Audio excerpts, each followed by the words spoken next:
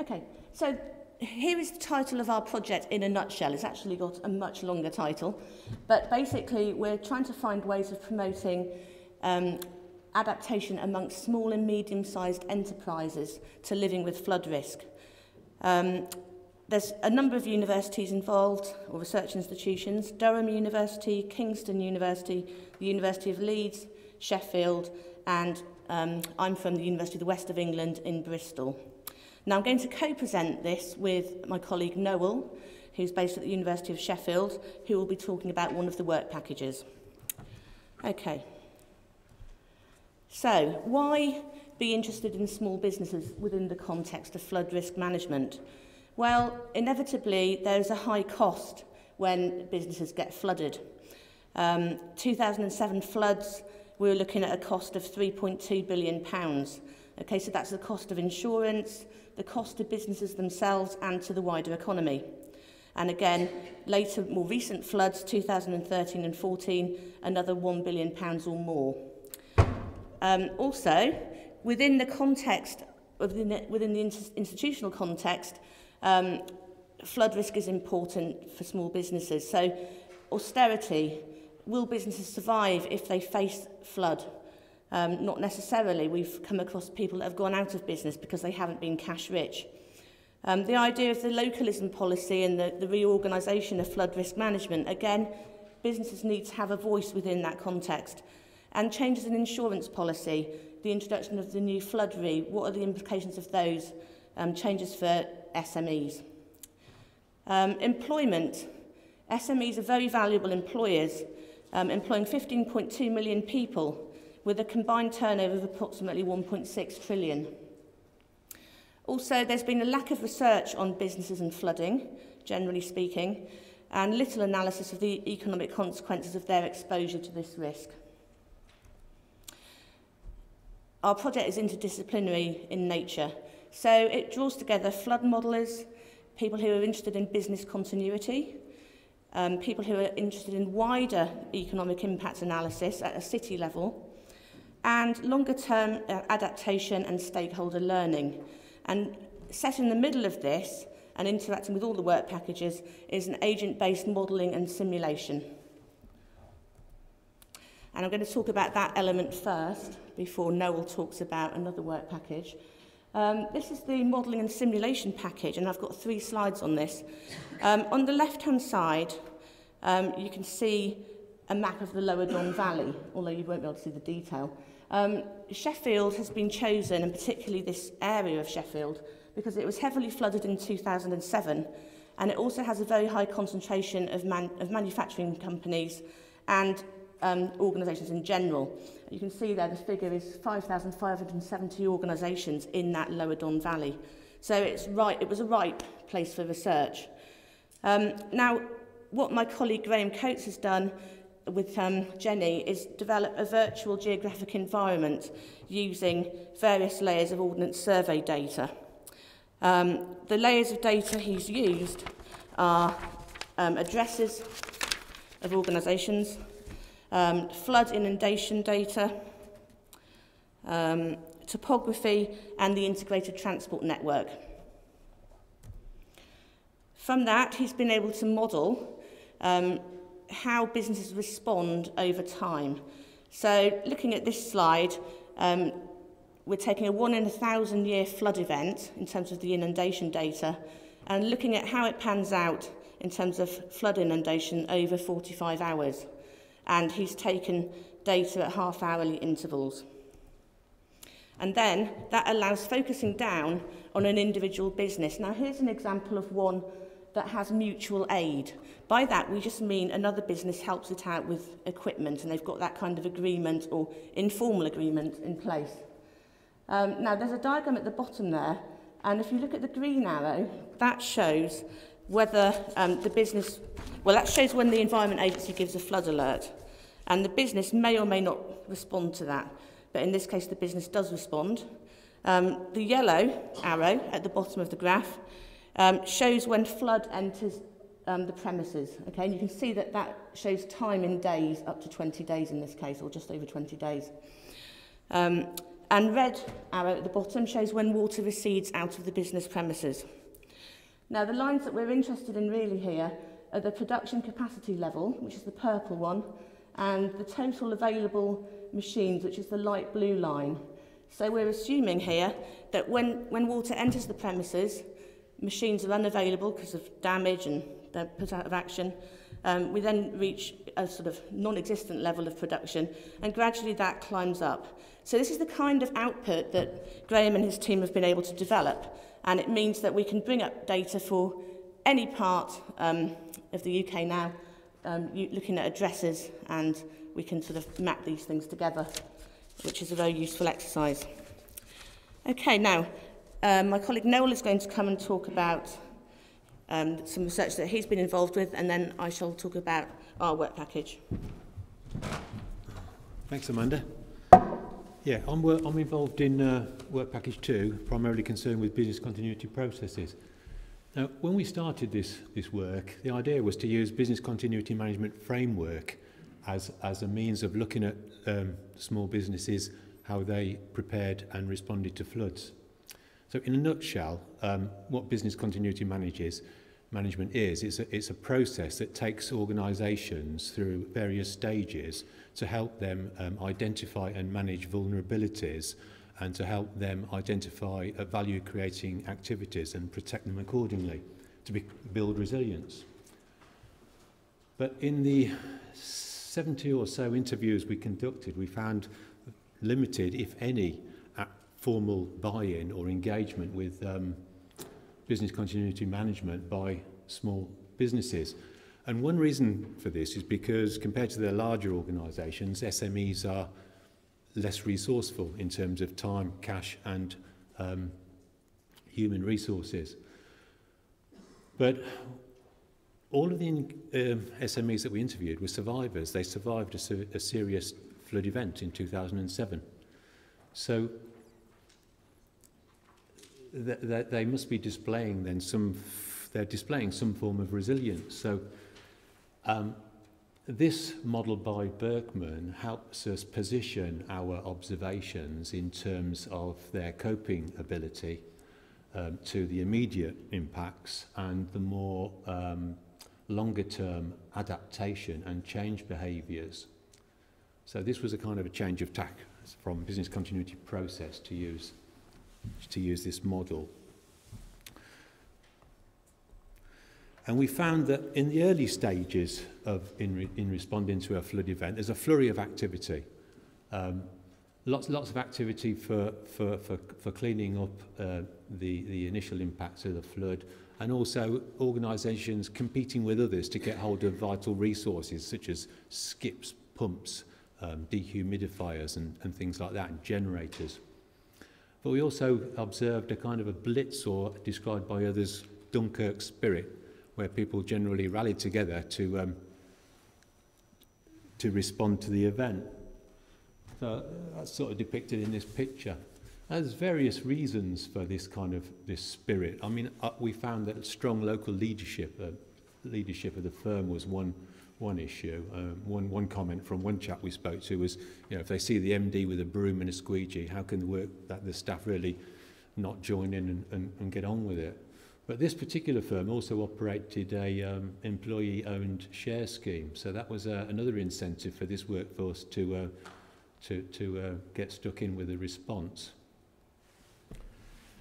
But beyond that kind of initial response, we identified three interrelated, often, enablers which helped organisations respond to the flood. The first one is social capital. And our interest with social capital here was in how SMEs were able to exploit their business networks, their network ties and relationships, and able to gain access to resources in that critical period. Let me give you an example. We interviewed one commercial property insurance agent who were able to organise very quickly alternative premises when they were flooded through a network, a business relationship with a property management company who they dealt with frequently. And in doing that, they were able to outcompete other businesses who were trying to get also quickly to those alternative premises. Another enabler we identified was path dependence. In an organisational context, our interest in path dependence is in how certain organisations were able to exploit resources which were dependent on the nature of the business carried on. So, for example, we found that engineering companies were particularly good had particularly strong problem-solving capabilities. So, for an example, there, one manufacturing company we found were to avoid the roller shutter door at one end of the factory, sort of coming in through the pressure of water. They, which was counterintuitive, I say, they chose to open the doors, put some channeling in place, and open the door, the roller shutter at the other end, thereby relieving the pressure. So, using that kind of problem-solving logic helped those through that time and towards an effective response.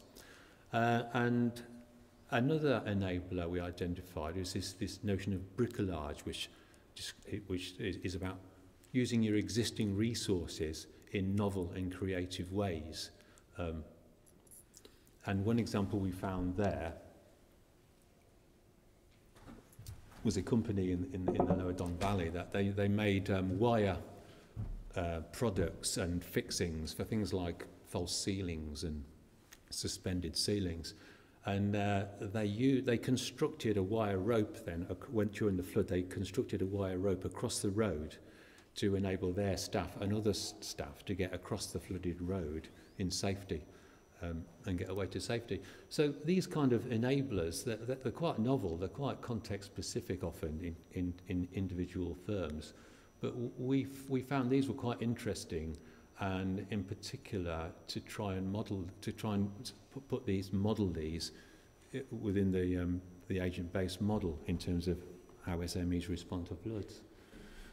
So in addition to the clean-up phase, we also found that a lot of evidence of technical and structural or hard type focus fixes. And we've got some examples here. This is sort of beyond the sort of initial coping stage now. We're looking at dealing with some of the other impacts longer term. And so this large picture here is a printing company which was flooded, and you can see there they've raised the floor by at least a couple of breeze block levels to protect their critical machinery. And this staircase on the side shows another adaptation of creating a mezzanine floor for those to carry on.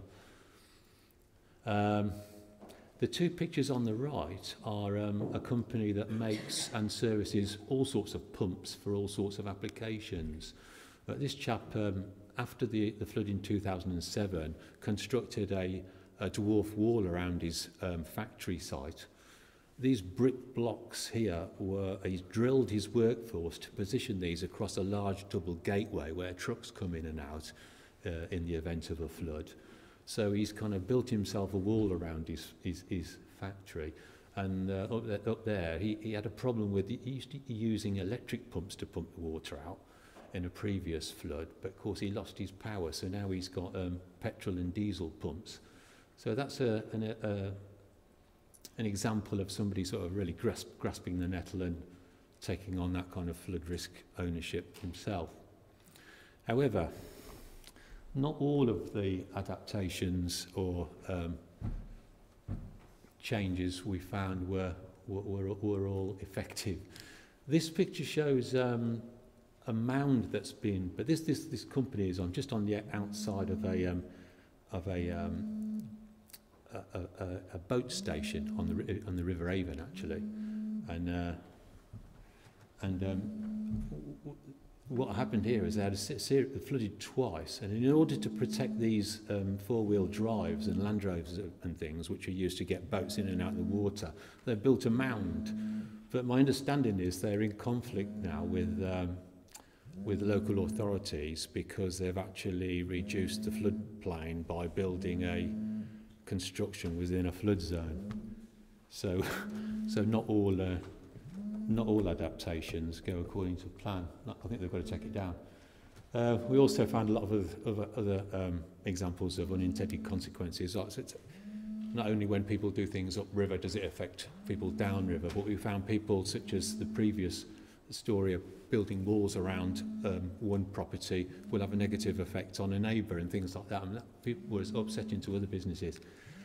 God, I'll put that on there. And insurance was another quite a broad area. A lot of people wanted to talk about assurance. We identified people using insurance claims strategically.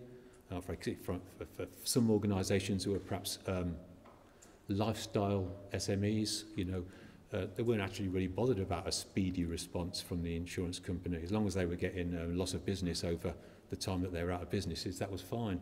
But other SMEs who were on a high growth trajectory were keen to get their insurance done and dusted very quickly, and there's a lot of difference there. A lot of difference in the way insurance companies respond to claims. But what's missing is we found that's not, although we've got evidence of rapid response, we've got evidence of technical and structural adaptations. What we did find was missing was more of a socio-technical response to flooding, perhaps in the longer term. So that's about learning and cultural change within organisations. And I think in many ways that's part of what Amanda's addressing in the e-tool that they're developing in order to help learning and promote organisational change. Thanks.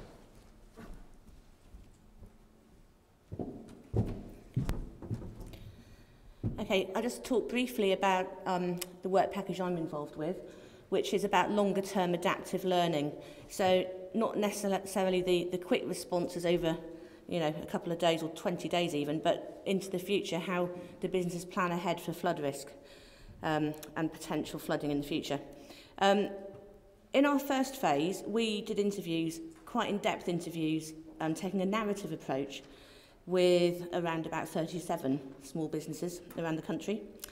We're now in our second phase where we're working closely with a stakeholder competency group and alongside that a business research partnership group. So they're having meetings in parallel and will eventually meet up when we've developed the learning tool using their input. So it's a process of co-production basically, and then we will test the tool when we've developed it with those groups and see what they think. These are the types of organisations that are involved in each of those groups, just to let you know the people we're talking to. And we decided to sort of look at the commonalities and the differences between how the groups are framing the issue and what sort of things they see as important as being included in the learning tool. So this was the framing of the stakeholder group, which you can't see in detail, but just to say we've done that for our researcher ideas, the SCG and the business group separately, and then we're looking at which themes are coming up as definites that we want to take forward. So these are the principles we found from the meetings and workshops from these groups, that we want to design a digital tool which is web-based but also that can be used in hard copy sense, i.e. you could print information off and an agency could use it in an advisory way. It needs to be interactive and dynamic. It's going to draw on adaptation narratives from phase 1. It's going to cover physical, financial and emotional resilience. It will go beyond the obvious actions and adaptations and also be a mechanism for science communication, particularly within a local context. We found businesses weren't interested in what was going on up north or down south. They wanted to know what was going on in their own area and why they flood.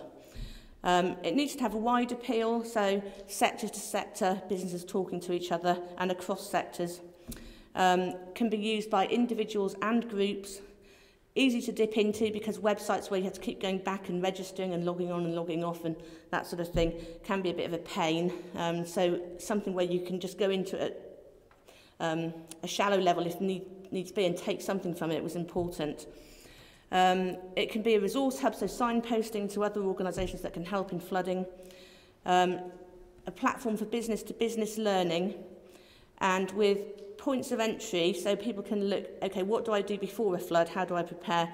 What do I do during a flood? And what about after a flood? we presented the groups with 2 lists of things we thought might be catchy ways into a website. So this was the final list we developed from what they thought of as our initial 2 lists.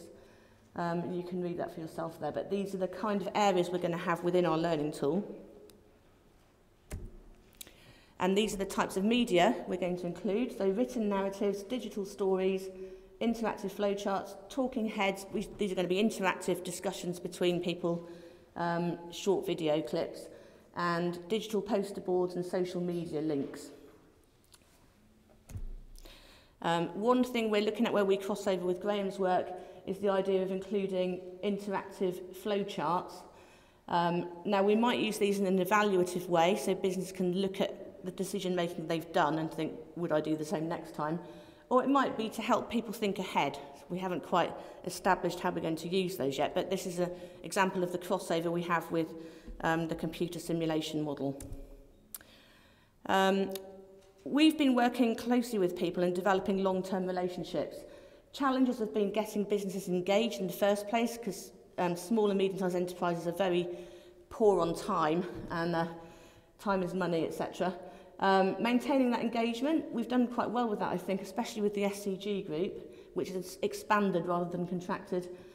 Getting businesses to focus on the e-tool, well, they're very concerned with the political issues around flooding, and it's hard to get them to focus on the longer-term adaptations that they could do themselves.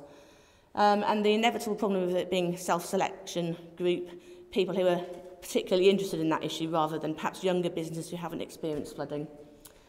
Benefits, close working leads to sustainable relationships and support for the tool. We want it to go on into the longer term. It's possible we may get sponsorship for that from some of the organisations we've been working with. And this is a great opportunity for the bridge to be gap between advisory agencies, flood planners and the business community. And I will leave that there, because I don't want to go too much over time, which we probably already have. Thank you very much.